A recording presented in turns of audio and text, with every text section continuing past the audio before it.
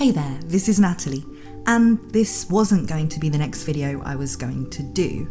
I've actually been working on something about Made in Abyss, but this week something happened to me that I want to talk about, partly to expose the scammers involved, and maybe warn off other people who are looking for freelance or remote work online, and partly just as a kind of story time type thing, because to be honest, it really depressed me, and I just kind of want to get it off my chest and maybe talk a bit about how easy it actually is to fall for things you normally wouldn't when you're in a desperate enough situation. So basically, I got scammed by a fake client for writing work.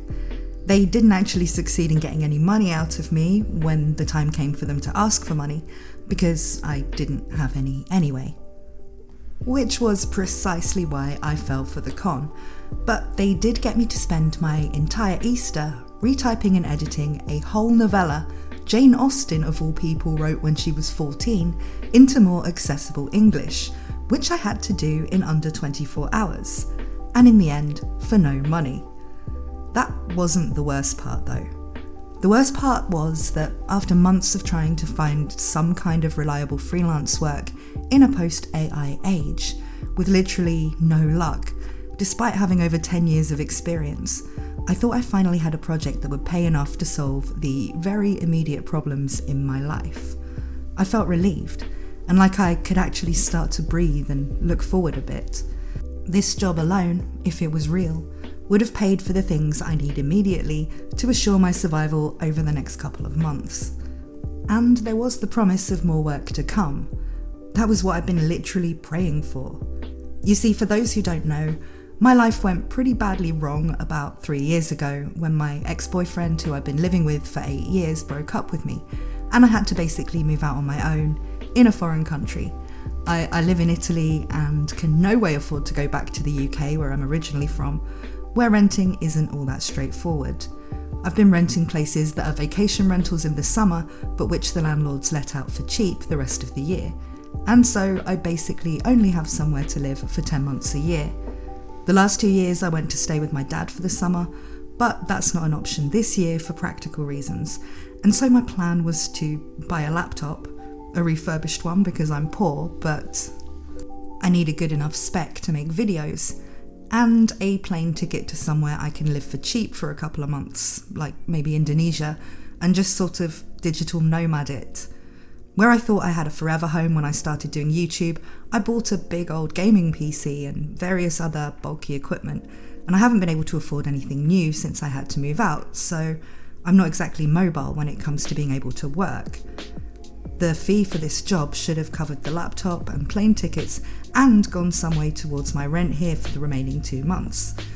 So with that and the promise of further work, I really was being offered this lifeline that made me feel like maybe things were finally turning around. See, that period when everything went wrong back then sent me into a big depression that I've never really recovered from. Obviously, breakups are sad generally when you're not the party that wanted the relationship to end, but everyone pretty much goes through that at some point, and time does make it better. But after that long together, my whole lifestyle and expectations for the future were kind of gone instantly. You know, people you'd come to think of as family, and now your ex's family who you'll never see again. We had cats I'd raised from baby kittens that had to stay with him because my life was now too unstable to take them with me. I had to move to a new city because I couldn't find anywhere to live nearby. I had to start from nothing, knowing nobody, and all while completely heartbroken too. If anything, it's left me completely terrified of getting into a relationship again because it can so easily go wrong. Someone just changing their mind about what they want, and your whole life is completely nuked. Back then though, at least, when I couldn't muster the creative focus to make content due to the depression and the stress, I was able to pick up reliable, easy copywriting work, so I could at least make sure I could pay the rent and, eat and stuff. But then the source of income basically vanished overnight with ChatGPT. Clients wanting blog posts for SEO purposes or product descriptions for their catalogues would just AI generate them for free. Writing work was still out there, apparently, but it was of the higher end type that I'd not been in the market for a few years at that point, where I'd been focusing more on my own novels and then my YouTube channel, and just picking up basic article writing work for clients I knew well when I needed money. This left me pretty screwed. I tried to find ways to make more from my channel and tried by streaming, but with the stress and depression, those things became even harder to do well. And of course, the algorithm is a factor that means that, at least at my size, YouTube is not reliable at all as your only source of income. The more I get stressed, the harder it is to focus and make good content, and when I do, it performs terribly. It's been obvious that I needed to find work, something that didn't rely on creativity, but something I could do no matter how stressed or hopeless I felt, so the stress could perhaps go away, and I could get better and work on my channel the way I wanted to, without constantly being in this state of terror. So for months now, I've been applying for anything I can find that fits the bill. All of those AI training platforms, they make you do long, detailed exams, and then none of them ever actually contacted me. And according to people on Reddit, it taking months to hear from them is not unusual. I started applying for freelance work on all the big platforms like Freelancer and Upwork, sites I hadn't used since I was starting out with freelance writing maybe 12 years ago. But I'm competing with hundreds of people for every job, and until you get a few projects and good ratings from your clients, you don't get accepted for much. Plus the platforms try to charge you just to apply for stuff after a certain point. I've been spending so much of my time creating profiles on these sites, applying for things that I never heard back from, doing long-winded exams and putting together portfolios where they ask for the moon on a stick and then just never reply to you. As you can imagine, it was all feeling quite hopeless. But I knew from past experience that once you get the first couple of clients in and raise your profile on the platforms, it can begin to get easier. And I figured even in this busted market, the work I wanted was out there and I just had to persevere. It can only take one good client who needs regular stuff to get you back in business after all. This was the mindset I had when I applied for a job listing on a platform called People Per Hour for someone claiming to want somebody to write them a Shakespearean-style sonnet for $40. This is the type of thing where the money isn't much, but it's fair for the work, and crucially could lead to further work down the line and a good review that would help me get other jobs on the same platform. So I was happy when I was accepted. The client then messaged me and asked me to contact them via Telegram. Now, anyone telling you how to avoid getting scammed will tell you never to do this, but the reality from my past days getting works on these sites was that a lot of genuine clients did prefer to work with you off of the platform due to the big fees they take. So if they're looking for people for ongoing work, then it's not uncommon to connect by email or whatever after the initial link up on the freelancing platforms. So to me, this was not particularly a red flag. I was thinking in terms of the way things used to be rather than the current market state. On Telegram, the person told me they were actually a company and were looking for someone comfortable with old-fashioned English for a project that was urgent and pretty intense, but which therefore had a very high budget. The $40 sonnet job listing had just been a way to identify people comfortable working with Old English literature, and that was not the task they wanted me for. They told me all of the requirements and sent me the documentation, and I said I was concerned because of all of the stipulations about things they'd reject the work for. You see, I'd had clients before who'd scam you into doing work, then not pay you because of some arbitrary reason they'd make up.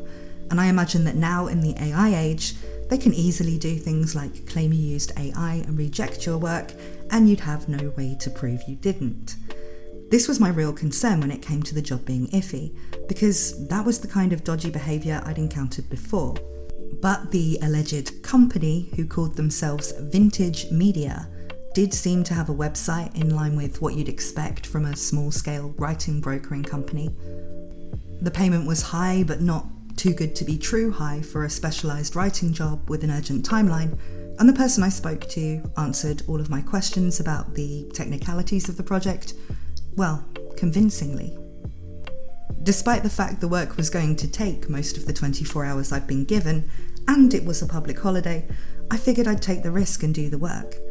Again, my only concern was them rejecting it after all that effort and refusing to pay. So I did the job, and I did it as well as I could. Throughout the time I was working on it, the contact on Telegram checked in with me like you'd expect someone who cared about work on a project would, and he also answered some questions I had as I went through the job, and it really all seemed normal and professional. I submitted the finished entire novella that I'd typed up and edited a few hours before the deadline, and then I went straight to bed. I was exhausted and had eye strain, but I was pleased with the work I'd done.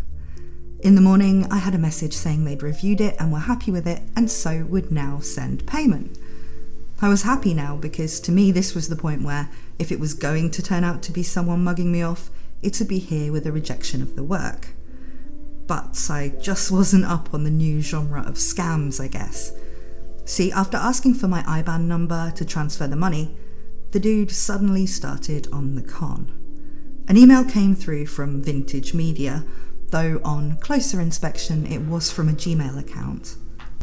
It was all in caps and with terrible grammar, telling me that due to some made-up bullshit, I was required to link my bank account to their payroll server for the funds to show up in my account.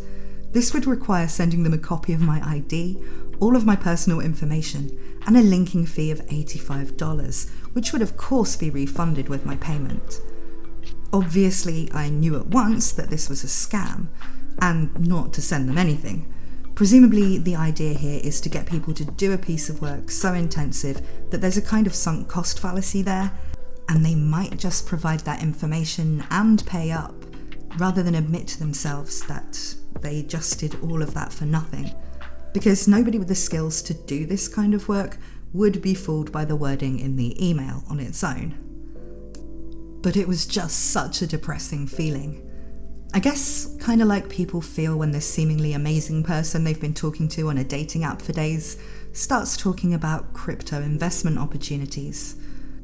All I lost was time and effort, but the way it feels to have that little bit of hope that something was finally working out after so much failure and disappointment, and then it turning out that you're just gullible, and you're just as screwed as you were before, only now you're tired and angry too.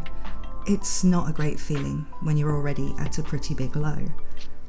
There's apparently a saying among scammers that there's nobody who can't be scammed, you just need the right pitch. Well, they couldn't have scammed any money out of me, no matter what pitch they used, because I don't have any. But clearly they were able to exploit the fact I needed work to at least get a document out of me that could then be published, given Jane Austen is public domain. Whether they even have customers who want this document, or whether the whole thing is just to con people out of $85 and they don't use the work you do, I guess I'll never know. But I was left with no recourse other than to report the account that initially contacted me on People Per Hour, only to find they'd already deleted it, presumably using multiple accounts to make contact with all their potential marks. And I guess if my work situation was what it used to be, I'd never have gotten involved. Or if I had, I'd have been a lot more, well, you win some, you lose some about it when it turned out dodgy. I have had big things like this come up in the past, but I'm talking like over 5 years ago, when the market was very different and I was better connected to it. And so it really didn't seem like an impossible thing.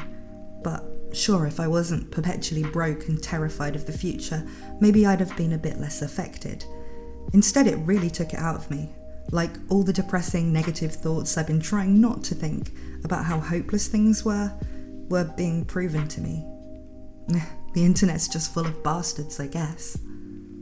And so, yeah, I really just wanted to get all of that off my chest because, I don't know, maybe it's therapeutic somehow. And I've been so depressed and twice as stressed as I usually am about what I'm going to do next since it happened. And I just kind of felt like I had to talk about it. I'm sure these scams are probably really common now though, and I'm just working on outdated knowledge of getting freelance work, so I probably sound like a complete mug. I guess normal anime content will resume in the next video, but thanks for listening to my tale of woe, and as always, thanks to everyone who supports me via Patreon and Ko-fi. Things like that have literally saved my life quite a few times during this seemingly endless period of nothing I do working out for me. and I love you guys more than you know. If you can afford it and want to help me out, there is a link in the description, and you get access to my Mushoku Tensei and ReZero side content audiobooks just for visiting either my Ko-fi or Patreon pages. I hope to see you again soon with something a bit less miserable, but until then, nya.